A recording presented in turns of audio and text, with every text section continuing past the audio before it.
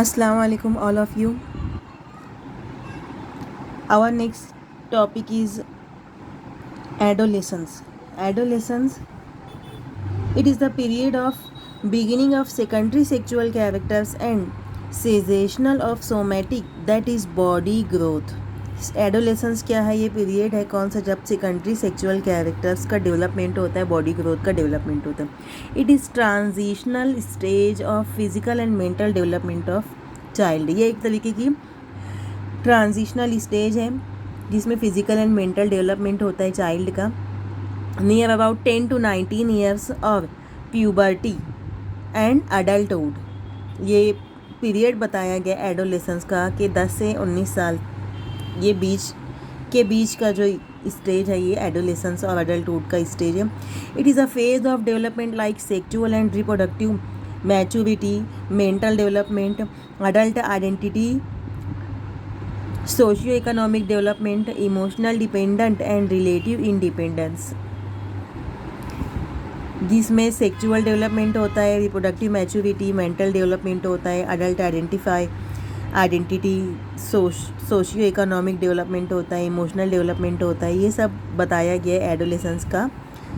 अब स्टेजेस क्या है एडोलेसेंस की? Adolescence is a period between the ages of 10 to 19 years.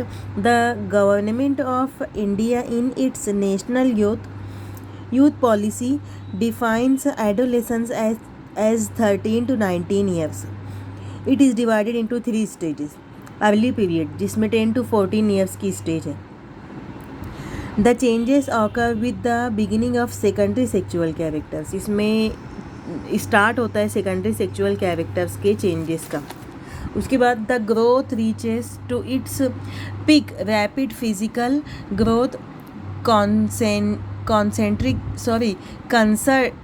Concrete thinking, self exploration, dependent और independent, developing body image, development of intense friendship and evolution ability. ये growth कौन सी है? जिसमें पिक रैपिड फिजिकल ग्रोथ होती है और creativity वाली सलाहियत होती है किसमें? थिंकिंग में उनकी. सेल्फ एक्सप्लोरेशन डिपेंडेंट होता है, इंडिपेंडेंट होता है, अपने ख्यालात को तरजीह देते हैं, नहीं देते हैं, दूसरों के ख्यालात को तरजीह देते हैं. डेवलपिंग बॉडी इमेज, उसके अलावा इंटेंस फ्रेंडशिप होता है इसमें, और इवोल्यूशन एबिलिटी होती है. इसमें पेरेंट्स नहीं अच्छे लगते बल्कि फ्रेंड्स ज़्यादा अच्छे लगते हैं ना. एज ही वही होती है ये वाली. उसके बाद मिडल पीरियड जिसको 15 to 17 ईयर्स बोला गया. At this there is complete development of secondary sexual character. इसमें completely secondary sexual character develop हो चुके रहते हैं. The growth shows down approximately 95% of adult stature is maintained. Concrete thinking under stressful condition. ये वाली कैसी स्टेज है? Stress and storm वाली एज, तूफानी खेज. Restabilising of body, sense of leadership, powerfulness, romantic nature, ability to test the opposite sex, peer group, help defining behavioural code. ये सब क्या बताया गया है? कौन सी एज का? मिडल पीरियड एज का बताया गया. मतलब यहाँ पे ये पीरियड स्टेज में ये सब स्टार्ट हो चुका होता है होना कि लीडरशिप क्वालिटी, पावरफुलनेस, उसके अलावा रोमांटिक नेचर होता है, ability to test the opposite sex. ये सब ये इस एज में तूफ़ानी खेज एज जिसको बोला जा रहा है. उसके बाद है late period stage 18 to 19 years. It is total physical maturity, abstract thinking, intellectual and functional identity. ये 18 to 19 ईयर्स की बीच वाली स्टेज है. Peer groups recedes silence in favour of individual relationship, stable relationship and change from childhood to adulthood relationship. यहाँ पे वो group का circle, peer group reduces, वो अपने एक ग्रुप बनाते हैं और वो ग्रुप को ज़्यादा तरजीह देते हैं, पेरेंट्स को वो इग्नोर करते हुए चलते हैं. ये इस स्टेज की वो बताई गई है. उसके अलावा फिज़िकल और मेंटल मैच्योरिटी एकदम अच्छी से हो चुकी रहती है. फंक्शनल आइडेंटिटी ये करते हैं उसके अलावा फिजिकल चेंजेस क्या आते हैं एडोलेसेंस में? Growth spurt, sudden increase. The sudden increase in growth of boys and girls is called as growth spurt. Sudden increase होता है इनमें, इनकी बॉडी के अंदर ग्रोथ। उसके अलावा बॉयज़ में क्या होता है? Muscles develop, skin become oily, broadening of shoulder, shoulder broad हो जाता है, मसल्स का डेवलपमेंट होता है। अभी स्किन कैसी होने लगती है? ऑयली होने लगती है, वो हार्मोन की वजह से। क्रैकिंग ऑफ वॉइस, आवाज़ फटने लगती है। Development of underarm and chest hair, pubic hair, facial hair. इसमें प्यूबिक हेयर, फेशियल हेयर ये क्रिएट होने लगता है और डेवलपमेंट होने लगता है इनके आर्म का, चेस्ट का। Enlargement of penis and testis, ये बॉयज़ में होता है। गर्ल्स में क्या होता है? Development of breast, widening of hip bone wide हो जाता है, डेवलपमेंट ब्रेस्ट का हो जाता है। Development of underarm and pubic hair. उसके अलावा enlargement of uterus and ovaries.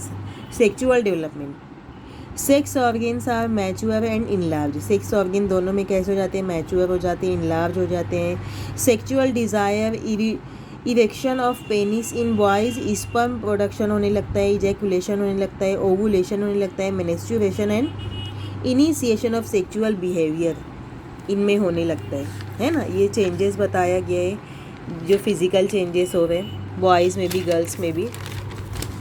उसके बाद इमोशनल एंड सोशल चेंजेस क्या होते हैं? This include self identity, fantasy, imagine power, improper things. किसको बोलेंगे? फैंटेसी। फैंटेसी में जीने लगते हैं, मतलब अब कोई किसी को भी आइडियल मानने लगते हैं कि हम लोग ये फिल्म देखे हैं तो इसका हीरो हम लोगों का आइडियल, तो उसके ही जैसा करने की कोशिश करते हैं, इमेज बनाने लगते हैं। डे ड्रीमिंग, दिन में ख्वाब देखने लगते हैं। अटेंशन सीकिंग बिहेवियर हो जाता है जिसकी वजह से। Emotional instability, full of energy, sexual attraction, opposite sex से अट्रैक्शन होने लगता है इनको। ये इमोशनल और सोशल चेंजेस हैं इनके। रैपिड मूड चेंज, कभी गुस्से में आते हैं, इमीडिएट गुस्सा ख़त्म भी हो जाता है, तो ये उनका चेंजेस है। Conflict with family, behavioural code, influence of peer group behavioural code, ये भी चेंज होने लगता है। Self exploration, intellectual and evolution, formation of new relationship and peer pressure, formation of new relationship भी ये फाइंड आउट करने लगते हैं। उसके अलावा mental health and adolescence, mental health कैसा है ये? The emotional and social changes affect on the mental health. Emotional और सोशल चेंजेस से अफेक्ट होता है मेंटल हेल्थ का power. Mental health include confusion, irritation, moodiness, frustration, nausea, less concentration, hyperactivities, anger, effect on lifestyle like obesity, addiction, accidents leading to ill health, जिसकी वजह से हो जाता है ना। इरिटेशन भी होता है, कंफ्यूज भी होते हैं, मूडीनेस भी हो जाते हैं। मेंटल हेल्थ अगर डिस्टर्ब होता है तो ये सब, और कभी कभी एडिक्शन भी करने लगते हैं। देखते हैं हम लोग वो जो एडिक्शन करते हैं, आगे बताया गया वो सब। It is different form of depressions like loss of energy and insomnia, inability to sleep. ये डिफरेंट फॉर्म में अपनी एनर्जी को वेस्ट भी करने लगते हैं, जैसे डिप्रेस हो जाते हैं किसी बात पे, लॉस ऑफ एनर्जी होने लगती है, इंसोम्निया हो जाता है, स्लीप ना, रात में नींद नहीं लगती है। It is disorder or unfavorable changes which are related with behavior or psychological event. Therefore, it is classified as psychosis or neurosis. कभी कभी साइकोलॉजिकल भी चेंजेस होने लगते हैं इनके मेंटल हेल्थ में, मतलब साइकिक होने लगते हैं ये, तो एक तरीके का डिसऑर्डर ही है। साइकोसिस include delusion, belief on something, hallucination, वहम में मुब्तला हो जाती। और बिलीफ ऑन समथिंग मतलब उनको ऐसा लगने लगता है कि ये है, तो ये थोड़ा मतलब एक को पावरफुल ज़्यादा मानने लगते हैं और उन पे बिलीव करने लगते हैं कि ये हर चीज़ कर सकते हैं, जबकि ऐसा नहीं है। सब चीज़ तो खुदा के हाथ में है, वो जिसको जितनी ताकत नसीब करे, है ना, जितनी एनर्जी दे। तो ये उस एज का बताया गया है उसके अलावा साइकोसिस leads to Alzheimer's disease, schizophrenia, depressive साइकोसिस। ये साइकोलॉजिकल डिसीज़ है। ये जितना बताया गया ना कि वहम होने लगता है, कि जैसे वहम कैसा होने लगेगा कि वहाँ पे सांप नहीं है, लेकिन उन लोगों को लगता है नहीं वहाँ पे सांप है, अगर रूप भी पड़ी है, तो ये सब अपने आप को हवा में उड़ता हुआ महसूस करने लगते हैं। बहुत जो एक्स्ट्रा ऑर्डिनरी होते हैं ना, ये उनका बताया गया। उसके अलावा इसमें ही थिंकिंग पावर उनकी पॉजिटिव भी हो सकती है, निगेटिव भी हो सकती है। It also causes amnesia, loss of memory, bulimia, extreme over indulgence in food, anxiety, fear or apprehension, anorexia nervosa, emotional aversion to food, depression, sadness, inactivity, reduced to enjoy life। ये सब उनकी body के अंदर develop होने लगता है। जैसे जो अगर निगेटिव थिंकिंग का अगर हो गया वो पर्सन, मेंटल हेल्थ अगर उसकी मेंटल हेल्थ अगर उनकी डिस्टर्ब हुई है, तो उसके बाद neurosis include schizophrenia, inappropriate action और फीलिंग इनकी इनएप्रोप्रिएट होती है, कोई एक्शन का रिएक्शन भी नहीं देते, इल्यूजन, फॉल्स आइडियाज़ बनाते हैं, एंड हेलुसिनेशन, वहम में मुब्तला रहते हैं, डे ड्रीमिंग करते हैं। उसके बाद adolescence is characterised by number of cognitive किसको बोलेंगे, मेमोरी, जजमेंट एंड रीजनिंग, ये सब पावर उनकी बॉडी के अंदर डेवलप होने लगती है एडोलेसेंस स्टेज में। Emotional, behavioural, physical and attitudinal changes leads to positive personality development.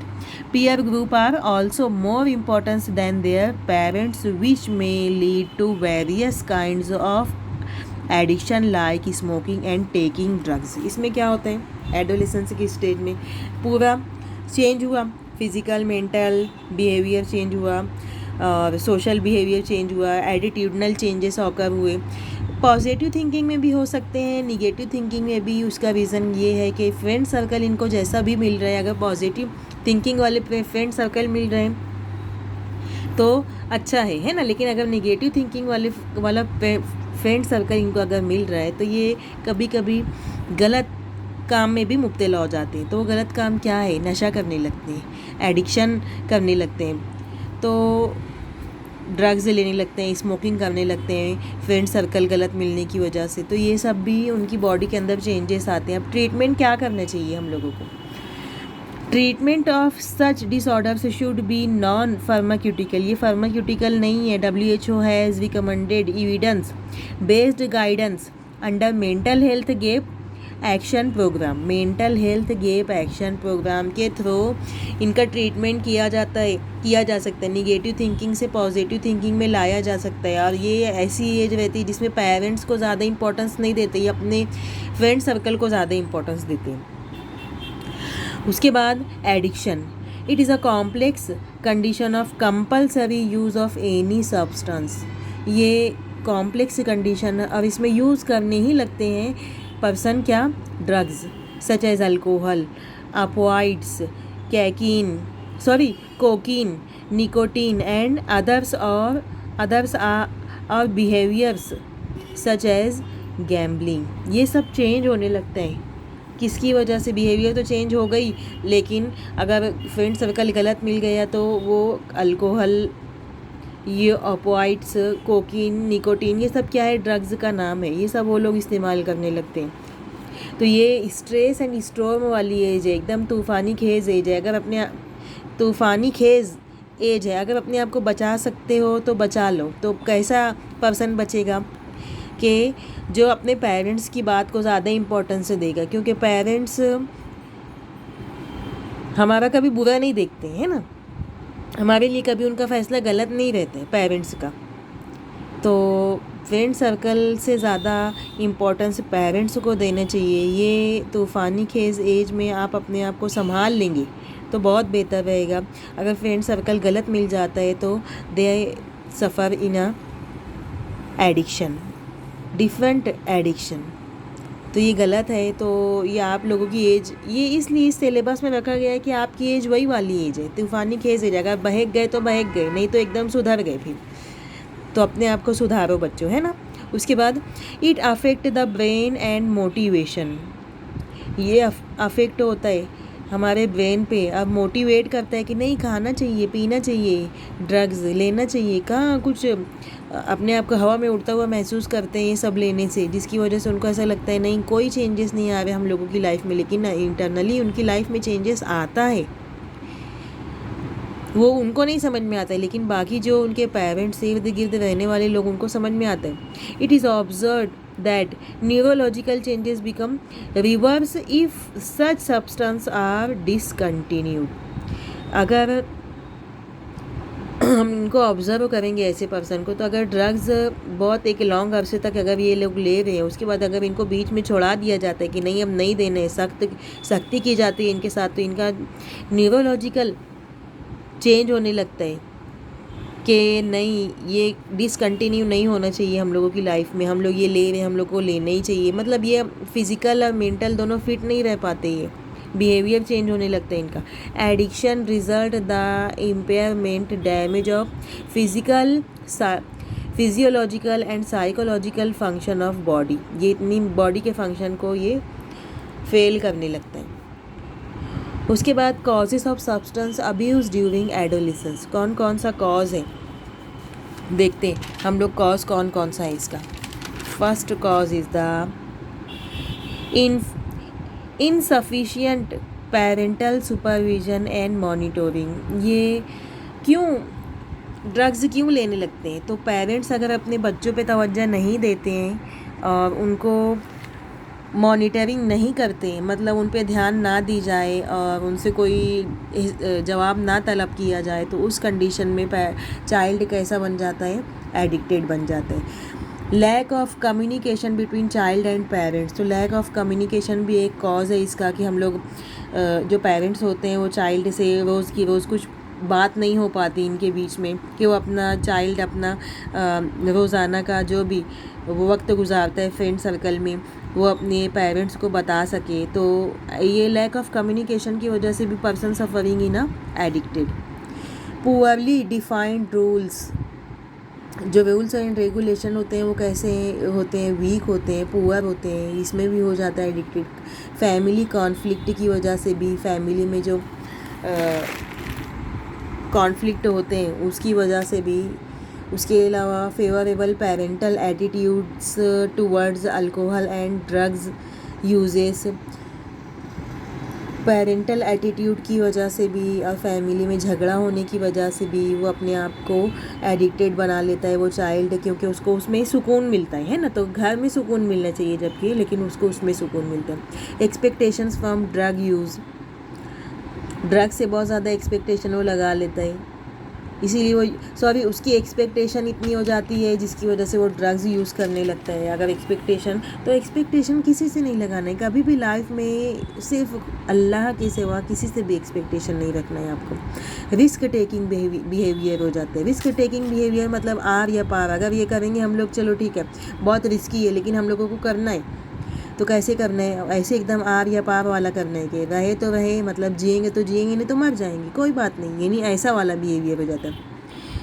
तो ये सब आपको जितना भी आपको पॉइंट बताया गया ये सब आपको याद रखना है। बाकी का हम लोग इंशाल्लाह नेक्स्ट टाइम पढ़ेंगे। Method measures of control drug abuse.